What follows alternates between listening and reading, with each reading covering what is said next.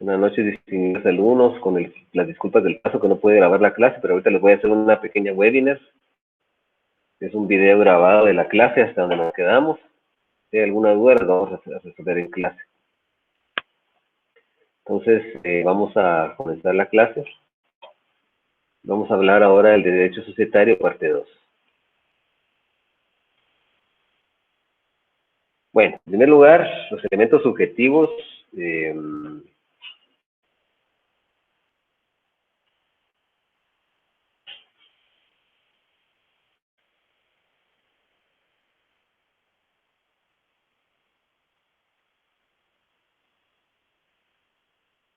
Los elementos subjetivos son los socios. Los socios son personas individuales o jurídicas que dan un aporte de capital y que se agrupan con el objetivo de fundar una sociedad mercantil, o que tienen el interés de participar en una sociedad mercantil ya constituida. Su aporte de capital se le denomina aportación y solo consta en la escritura constitutiva. Cuando hablamos de socios, estamos hablando de sociedades de personas.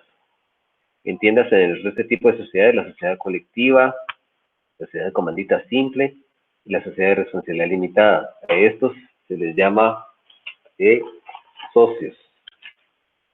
Nosotros vamos a encontrar que en el código, de forma indistinta, al accionista o al socio se le denomina socio, pero ordinariamente, cuando hablamos de socio, estamos hablando de una persona que integra una sociedad de personas, una sociedad que está dividida su capital por aportaciones, y el accionista de una sociedad que tiene su capital dividido por acciones. El artículo 14 es muy importante para esto y dice: personalidad jurídica. La sociedad mercantil constituida de acuerdo a las disposiciones de este código inscrita en el registro mercantil tendrá la personalidad jurídica propia y distinta de los socios individualmente considerados. Es decir, que cuando un socio funda una sociedad mercantil, él tiene personalidad jurídica, pero al agruparse en una sociedad mercantil y formar una sociedad mercantil de los que establece el código, crea una persona jurídica distinta, con personalidad jurídica distinta de sobre la constitución de las sociedades de personas o personas que sobre la constitución de la sociedad de las personas que comparezcan como socios fundadores, deberán hacerlo por sí o en representación de otro, viendo en este caso que tal calidad en forma legal. Queda prohibida la comparecencia como gestor de negocios. ¿Qué quiere decir esto? La persona que va a constituir una sociedad debe comparecer de forma personal. Y si no puede hacerlo de forma personal, debe acreditarlo con una representación, es decir, con un mandato especial con representación o un mandato general con cláusula especial con representación facultado para constituir especialmente sociedad mercantil. La gestión de negocios no se permite utilizar. Recuerden ustedes que esa es una figura del Código Civil que le permite a una persona encargarse voluntariamente de los negocios de otro y dirigirlos y manejarse últimamente en provecho de esta persona. Artículo 1605 del Código Civil se dice: el que sin convenio se encarga voluntariamente de los negocios de otro está obligado a dirigirlos y manejarlos íntimamente y en provecho del dueño. Se hará la gestión desde el momento en que el interesado o que lo represente se persone en el negocio.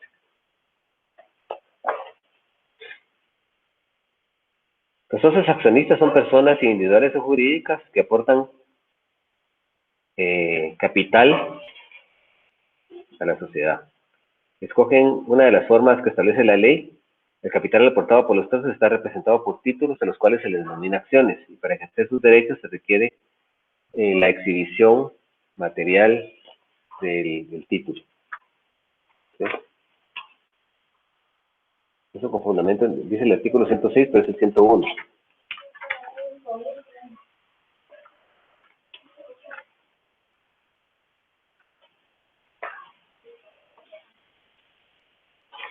Dice el artículo 99, perdón. Las acciones en que se divide el capital social de una sociedad anónima serán representadas por títulos que serán para acreditar y permitir la calidad de socio y los derechos de socio. En los títulos de las acciones en lo que conducentes se le aplicarán disposiciones de los títulos de crédito.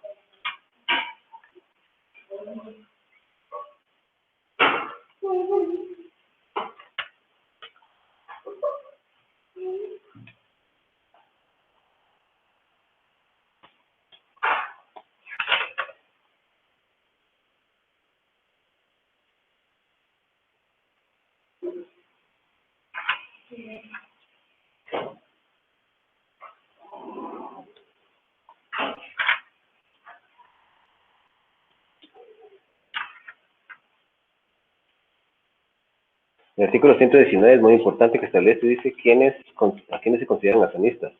La sociedad considera como accionistas el inscrito como tal en el registro de accionistas. Las acciones son nominativas y el tenedor de estas, que son al portador, que cabe la redundancia que ahí las acciones del portador ya no existen, solo son nominativas. Dice, la exhibición material de los títulos es necesaria para el ejercicio de los que incorporan las acciones. Bueno, entonces, cuando estamos hablando de accionistas, son las personas que como socios han escogido la forma de sociedad anónima, sociedad comedita por acciones o sociedad de emprendimiento. El capital está representado por títulos a los cuales se les denomina acciones. Por eso es que son socios accionistas. Los derechos de los socios. Pues los socios tienen dos tipos de derechos. Derechos de contenido corporativo y derechos de contenido patrimonial. Los derechos de contenido patrimonial son los derechos que tienen los socios de exigir de la sociedad el cumplimiento de una prestación económica pecuniaria que aumente su capital o que tenga que ver con él. ¿Sí? O sea, cualquier prestación económica que el socio exija de la sociedad que tenga que ver una cantidad pecuniaria económica es un derecho de contenido patrimonial. Y para esto es importante que nosotros establezcamos lo que regula el artículo 33, dice distribución de utilidades o pérdidas.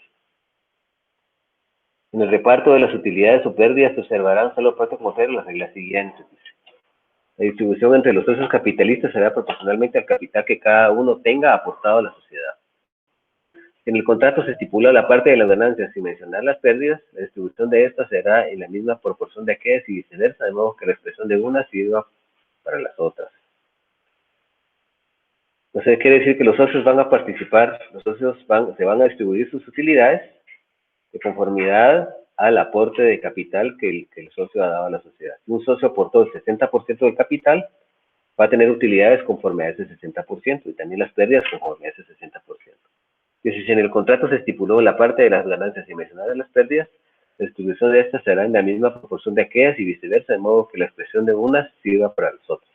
Es decir, eso quiere decir que para poder soportar las pérdidas se va a hacer en la misma proporción que lo hace en el aporte de capital, que también le sirve para recibir las pérdidas. Si yo tengo un 60% de capital aportado a la sociedad, quiere decir que yo voy a ganar en un 60%, pero voy a soportar las pérdidas en ese 60%. Dice, la participación del socio industrial en las utilidades se terminará promediando el capital de todas las aportaciones. Si es uno solo el socio capitalista, la parte del socio industrial será igual a la del otro socio. ¿Qué quiere decir esto? Eso quiere decir que el socio industrial es el socio que aporta trabajo a la sociedad. Entonces, ¿cómo va a subir sus utilidades el socio industrial? Promediando el capital de todas las aportaciones. Se hace un promedio, por ejemplo, si hay 4 socios capitalistas y un socio industrial, se suman las aportaciones de estos, se dividen entre 4, se hace un promedio y eso es lo que va a ganar el socio capitalista, atendiendo a que un socio capitalista pudo haber aportado el 30%, otro pudo haber aportado un 20%, otro pudo haber aportado un 10%, el resto un 40%, se suman esas 4 aportaciones, se dividen entre 4, se saca un promedio y eso es lo que va a ganar el socio industrial. Si es un solo socio capitalista, igual, la ganancia es la misma que la del socio industrial. Si fueren varios los socios industriales, se aplicará la regla anterior, el resultado se dividirá en partes iguales entre ellos. Ese promedio que acabamos de mencionar, cuando se tratan de socios industriales, ese promedio, si fuera varios socios industriales, si de ese promedio nos resultó que el socio industrial, si tenemos esos 4 socios, sumamos las aportaciones, 4 socios capitalistas, sumamos las aportaciones, y establecemos que el resultado nos da, por ejemplo, que fuera un 30%, ese 30% se divide entre los socios industriales. Si fueran 2 socios industriales, aquí un 15%. Si fueran 3, igual se divide en esa misma forma.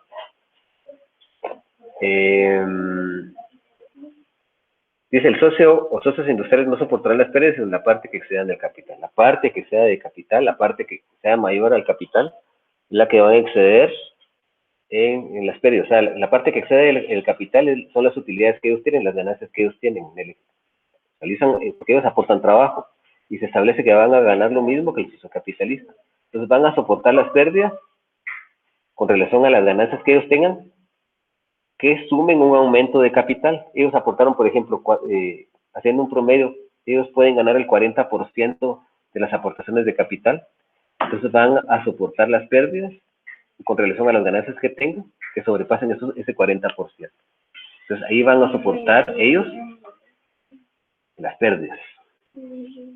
Dice, el socio que reúna la doble calidad de capitalista industrial participará en las utilidades o las pérdidas en cada uno de los conceptos que corresponden según las normas anteriores. O sea, va a responder, si es industrial, va a ganar conforme a esas reglas que hemos establecido de los promedios. Si es capitalista, pues conforme a lo que se ha establecido para los capitalistas en cuanto al porcentaje de capital que han aportado, si van a ganar y van a perder, van a soportar las utilidades o las pérdidas.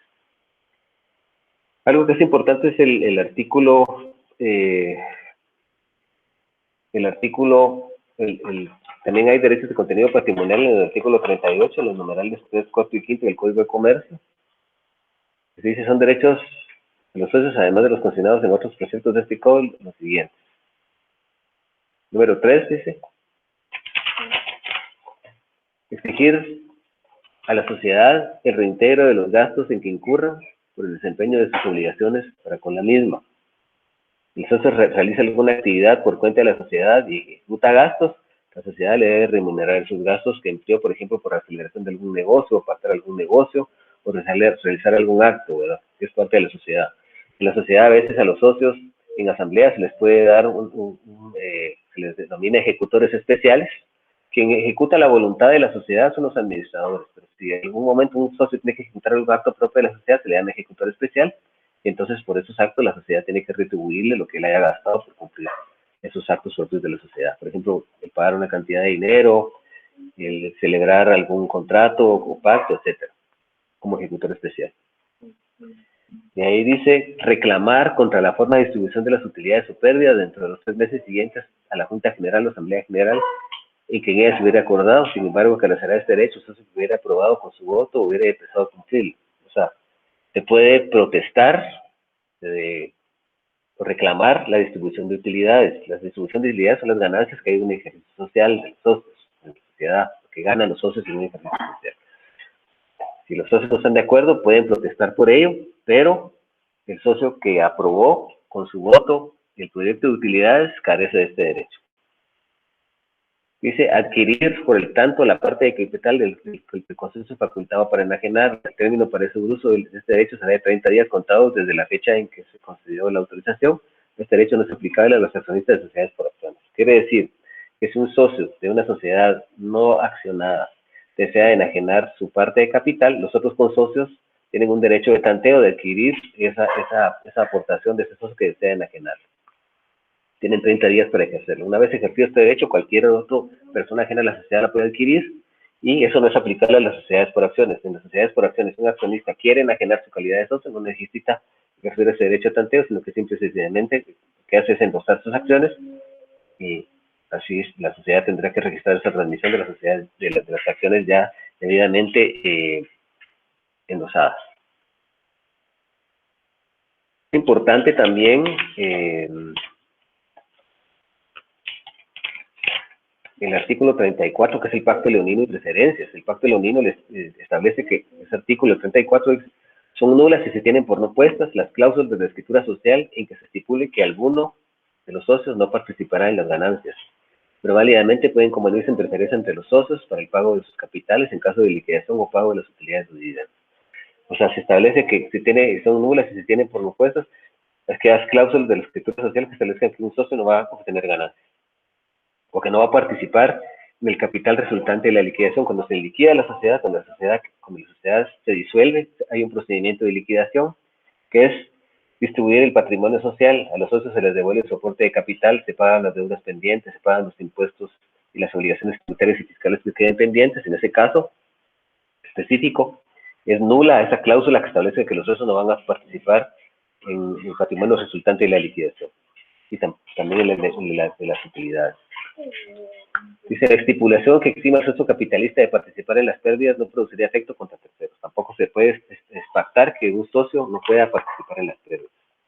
Es importante cómo van a participar los socios en las utilidades, con base a qué lo van a percibir. Lo van a hacer con base al balance general. El balance que en toda sociedad lleva una contabilidad, un sistema de partida doble, y dentro de los libros que debe llevar una contabilidad, dentro de la contabilidad que lleva la sociedad debe estar los libros, hay varios. Uno de ellos es el balance general, que es el que establece el estado financiero de una sociedad. Dice, queda prohibida la distribución de utilidades que no se hayan realmente obtenido conforme al balance general del ejercicio. O sea, no se pueden distribuir utilidades si no son conforme a ese balance general. Dice, aparte de las utilidades del ejercicio social recién pasado, también pueden distribuirse utilidades acumuladas en ejercicios anteriores. Puede ser posible que en ejercicios anteriores existan operaciones pendientes de cobro de clientes, de cobro de créditos que no se operaron en su oportunidad, también se pueden distribuir en un ejercicio social, en este ejercicio social un ejercicio social que sea el presente, por ejemplo, el día de hoy que se estén distribuyendo utilidades, también se pueden distribuir utilidades de ejercicios sociales anteriores que por esas razones no se distribuyeron. Dice, los administradores que autoricen pagos en contravención de lo anterior y los socios que los hubieran recibido responderán solidariamente de su reintegro a la sociedad, lo que podrá ser exigido por la propia sociedad, por sus acreedores, y por los otros socios. O sea, los administradores que autoricen pagos y los socios que reciban pagos que se hayan hecho, que no tengan base en el balance general, van a responder solidariamente frente a la sociedad. ¿Cómo es solidariamente? Mancomunidad solidaria de las obligaciones. Es decir, que responden solidariamente.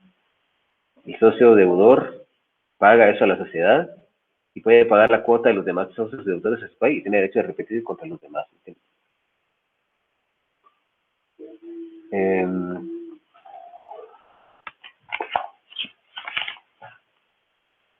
Bueno, los derechos de contenido corporativo son los derechos que tienen los socios para hacer efectivos los derechos de contenido patrimonial.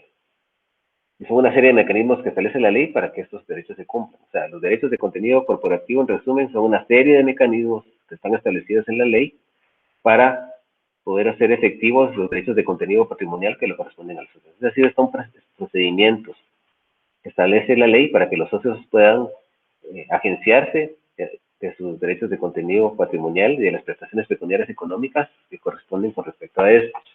Eso conforme al artículo 38, numeral 1 y segundo. Dice, derecho de los socios. Son derechos de los socios, además de los consignados en otros preceptos de este código, lo siguiente. Dice, examinar por sí o por medio de los delegados que designe la contabilidad de los documentos de la sociedad, así como enterarse de la política económico-financiera de la misma de la época que el contrato, y por lo menos dentro de los 15 días anteriores a la fecha que haya de celebrarse la Junta General o Asamblea General. Este derecho es irrenunciable. O sea que antes de ir tienen derecho a revisar la contabilidad por ellos mismos o por medio de un delegado. Eso quiere decir que pueden nombrar algún contador o auditor por su cuenta para que revise la contabilidad, para que puedan enterarse de la situación financiera de la sociedad, si la sociedad es una empresa rentable, pues es una empresa que va a la bancarrota, es una empresa que tiene pérdidas. En la época que establece el contrato y dice por lo menos dentro de los 15 días anteriores a la fecha que ha de celebrarse una asamblea general, junta general. La asamblea general o junta general es el órgano de soberanía de una sociedad donde se juntan, donde se aglomeran todos los socios para tomar decisiones con respecto a la sociedad. 15 días a la celebración de asamblea o junta, los socios tienen derecho a examinar estos documentos, a la contabilidad. Ese derecho es un derecho irrenunciable, ¿verdad? En las sociedades accionarias este derecho se ejercerá conforme al artículo 145. Ese artículo 145 establece lo siguiente.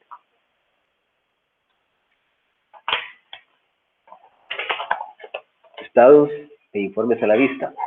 Durante los 15 días anteriores a la asamblea ordinaria anual estarán a disposición de los accionistas en las oficinas de la sociedad y durante las horas laborables de los días hábiles, dice, primero, el balance general del ejercicio social y su correspondiente estado de pérdidas y ganancias. Es decir, esos documentos contables para que se pueda establecer la situación financiera de la sociedad. El proyecto de distribución de utilidades, que se lo hacen los administradores, van a distribuir las ganancias en un ejercicio social a los que tienen derecho los socios. El informe detallado sobre las remuneraciones y otros beneficios de cualquier orden que hayan recibido los administradores. Es un informe detallado que establece qué pagos han recibido los administradores con respecto a sus honorarios y algunos otros pagos propios por gastos de la sociedad. Dice la memoria razonada de labores de los administradores sobre el estado de los negocios y actividades de la sociedad durante el periodo precedente. Los administradores deben llevar una memoria en donde se debe contener un resumen de todas las actividades que como administradores tienen que realizar en favor de la sociedad y en perjuicio de esto también. En perjuicio de esto quiere decir las pérdidas que haya. Dice también tiene que tenerse los libros de actas de asamblea. Las asambleas generales se hacen constar en un libro de actas. Dice, los libros que se refieren a la emisión de registros de acciones y de obligaciones. Todas las acciones llevan un registro y allá también eso debe exhibirse. El informe del órgano de fiscalización, si lo hubiera, el órgano de fiscalización tiene su objetivo es verificar una inspección, supervisión de toda la contabilidad de los estados financieros y también las actividades de los administradores para verificar que sea una administración transparente y que sea conforme al derecho, conforme a las estipulaciones de este código y las estipulaciones normativas de la escritura constitutiva. Dice cualquier otro documento o dato necesario para la debida comprensión e inteligencia de cualquier asunto incluido en la agenda. ¿Cuál es la agenda? Es el elemento material que contiene los asuntos que se deben discutir en una asamblea. Entonces, cualquier otro documento para poder comprender el estado financiero, la distribución de utilidades, la forma de cómo se van a distribuir el informe, la memoria de labores de los administradores, etcétera.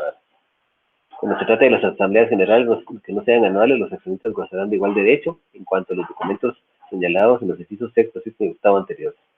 En caso de asambleas extraordinarias o especiales, deberá de circular con la misma anticipación un informe circunstanciado sobre cuanto concierne a la necesidad de adoptar la resolución de carácter extraordinario. Las asambleas extraordinarias pretenden modificar la estructura orgánica de la sociedad. Por ejemplo, un cambio de razón social, un aumento de capital, una disminución de capital. El cambio, por ejemplo, de administración. Si es una administración colegiada de varios administradores y se va a cambiar a una administración única, entonces se hace un proyecto, una memoria un informe circunstanciado que deben hacer los administradores o distribuirlos los socios para que ellos comprendan la necesidad de modificar la escritura constitutiva y tomar esas decisiones que son extraordinarias en la asamblea extraordinaria. Dice, los administradores, en su caso, el órgano de fiscalización, si lo hubiera, responderán de los daños y perjuicios que causen por cualquier inexactitud, ocultación o simulación que contengan tales documentos. Tales documentos a los que hemos referido, tanto el estado de pérdidas y ganancias, el balance general, el informe, la memoria de los administradores, el informe de los administradores, el informe de gestión. Hay datos que no concuerdan, hay datos que han sido adulterados. Entonces, los administradores y en su caso el órgano de fiscalización van a responder por los daños y perjuicios que se causen por cualquier a la sociedad, por cualquier inexactitud, ocultación o simulación que contengan tales documentos. Eso se llama reticencia. Una reticencia, la inexacta declaración en cuanto a esos datos. Dice, en los casos de no poner a la disposición de los accionistas algunos de los informes que están obligados, el juez ante que ocurra, cualquier accionista podrá compelerse a presentarlos en la vía de premio sin que por ello sea suspendida la asamblea. Pero si no desean si no se presentan esos documentos que hemos visto, se le puede exigir a través de la vía de apremio que los exhiba. El numeral segundo dice promover judicialmente ante el juez de primera instancia donde tenga su domicilio a la sociedad la convocatoria de una junta general, la asamblea general, la de la sociedad. Si pasada la época que debe celebrarse según el contrato transcurrido más de un año desde la última junta o asamblea general, los administradores lo hubieran hecho. El juez resolverá el asunto en incidente con audiencia de los administradores. Hay una época en que debe celebrarse una junta general o asamblea general. No se convocó a esa asamblea general. Entonces, en la época que establece el contrato, ¿verdad? La escritura constitutiva, y en todo caso, cuando ha pasado más de un año de la última asamblea, los administradores no lo hubieran hecho. Entonces, cualquiera de los socios puede solicitar ante el juez que resolverá como dicen los administradores en incidentes. O sea, se puede promover judicialmente, ¿verdad? Por cualquiera de los socios, la celebración, la convocatoria y la celebración de una junta general, asamblea general, ¿verdad? Cuando se ha pasado la época que establece la escritura constitutiva y no se convocó y no se celebró también en su caso la asamblea general o junta general, y entonces el juez le va a dar audiencia, le va a tramitar en la vía de los incidentes esto, y se le da audiencia a los administradores con ese objetivo para que el juez obligue o combine a los administradores proactivamente a la convocatoria de una asamblea general o junta general y a la celebración de esto. Estos son los derechos de contenido corporativo. Pues, ¿cuáles son las obligaciones de los socios, ¿verdad? Fundamentalmente, pues, dar el aporte, ¿verdad? Los socios están obligados a dar el aporte en la época y forma que establezca la escritura constitutiva. El artículo 29 es claro en establecer estas circunstancias. Dice época y forma de las aportaciones. Los socios deben efectuar sus aportaciones en la época y forma estipulados en la escritura constitutiva. ¿Qué quiere decir en la época? La escritura constitutiva establece un plazo, un tiempo, ¿sí? Una fecha específica en circunstancias de modo y tiempo, lugar en que se debe dar la aportación. Y establece en qué forma debe darse. Si es en efectivo, si debe ser depósito ante un banco, etcétera. El retardo, en el segundo párrafo dice, el retardo o la negativa de la entrega, sea cual fuere la causa, autoriza a los socios para excluir de la sociedad al socio moroso o para poder ser ejecutivamente con él. La exclusión es un acto por medio del cual, establecida ciertas causas en el contrato o en la ley, la sociedad procede a expulsar a un socio de la sociedad. En este caso, si el socio no da su aporte, puede ser expulsado de la sociedad, puede ser excluido. También se puede proceder ejecutivamente contra él, que quiere decir cobrarle lo que él debe, cobrarle el aporte que no pagó. El socio, incluso el industrial, responde personalmente de los daños y perjuicios que ocasiona la sociedad por incumplimiento formal.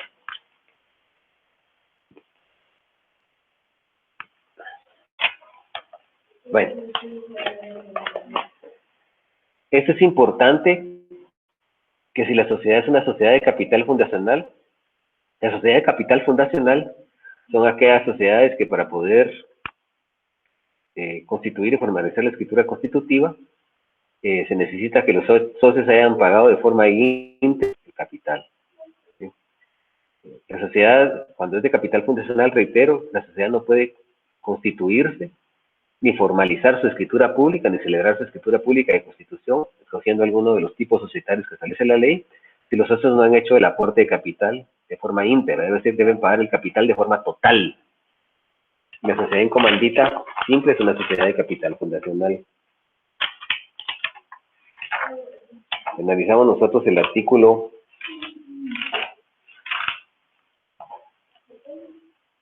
71. Dice aportación íntegra de capital. El capital de la sociedad debe ser aportado íntegramente al constituirse por uno o más socios comandatarios y por estos socios comandatarios. Debe ser una aportación íntegra al capital. ¿Qué quiere decir? Que el capital debe pagarse en su totalidad. Y en la sociedad limitada es aplicable el artículo 81.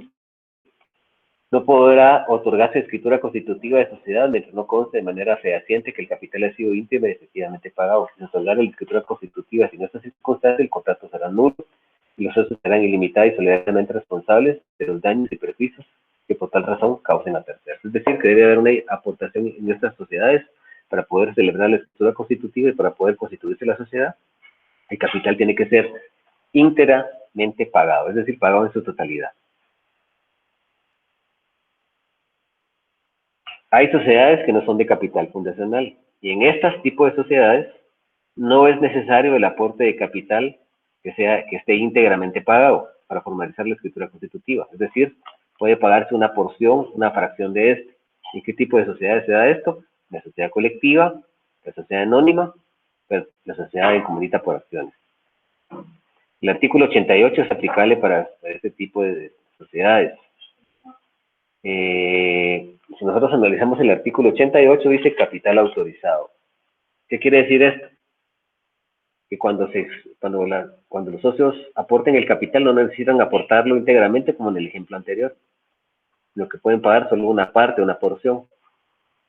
Pagan esa porción y entonces ya pueden formalizar la escritura constitutiva. No necesita que paguen íntegramente el capital para formalizar la constitución para formalizar la escritura constitutiva de sociedad.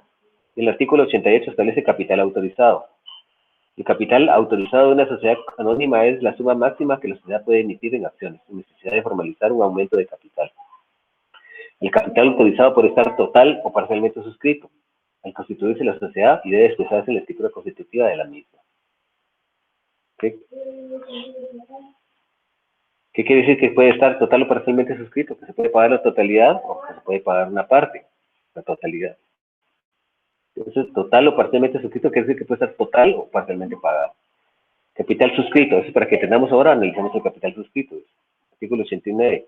En el momento de suscribir acciones es indispensable que cada accionista pague por lo menos el 25% del valor nominal de cada acción suscrita. O sea, de cada acción los accionistas, como esta sociedad no es de capital fundacional y se puede pagar una fracción de capital, lo que los socios pueden pagar es el 25% de cada acción. 25%. y estableciendo la estructura constitutiva, mecanismos para pagar el otro 75% después, en el transcurso de la vigencia de la sociedad. El capital inicial, el artículo 90 dice, al constituirse una sociedad anónima, el monto de capital inicial de la misma será por lo menos de 200 quetzales. Ese capital pagado mínimo, y con base a ese se paga esos 200 quetzales, ya se tiene por constituida la sociedad, y es el capital pagado mínimo que establece la sociedad.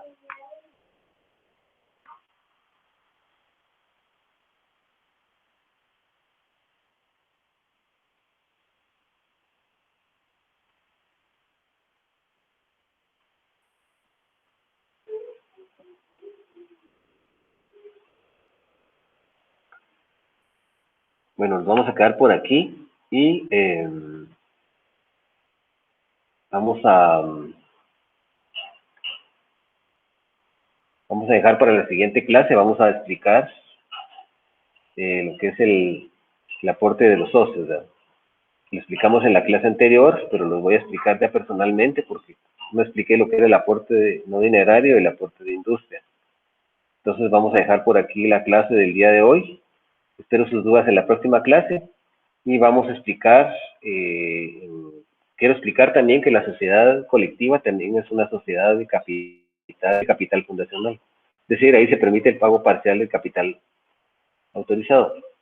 Los socios no necesitan pagar de forma íntegra el capital autorizado para poder constituir este tipo de sociedad. Valga la redundancia, que la sociedad colectiva dentro de su normativa no tiene ninguna estipulación, ningún artículo que establezca de forma expresa que las sociedades de capital fundacional y que se debe pagar íntegramente el capital para poderse celebrar. De esa cuenta, al no existir esa norma, se establece que estas sociedades de capital, que no es de capital fundacional, y eso quedará a la discreción de los socios, cuál es el aporte de capital que deben pagar para hacer una sociedad de tipo personalista, donde la regulación de la normativa a este respecto debe estar a voluntad de los socios, que es de conformidad con el principio de autonomía de la voluntad.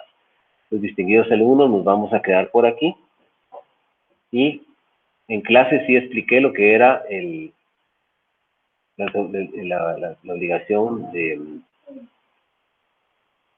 el aporte dinerario, lo comencé a explicar, expliqué el no dinerario y me quedé en el de industria. Entonces vamos a repetir, vamos a explicar esto en la siguiente clase, los aportes de los socios como elemento material. Entonces nos vamos a quedar por aquí. Para mí ha sido un gusto pues, repetir esta clase yo solo porque no la grabé en clase, y con las debidas disculpas para ustedes, pero ya la tienen aquí. Entonces vamos a quedar por aquí.